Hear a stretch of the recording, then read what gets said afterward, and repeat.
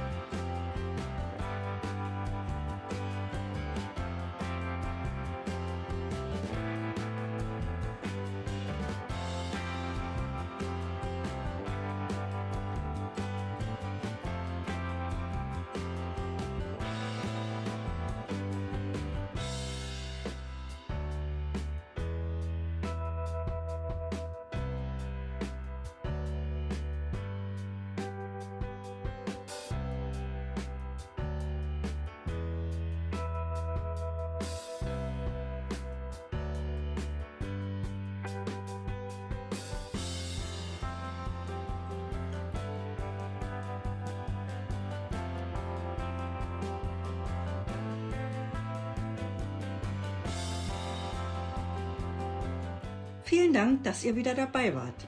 Ich hoffe, ihr habt Spaß beim Nachkochen. Gerne könnt ihr das Rezept mit euren Freunden oder der Familie teilen. Also bis zum nächsten Mal, eure Mona.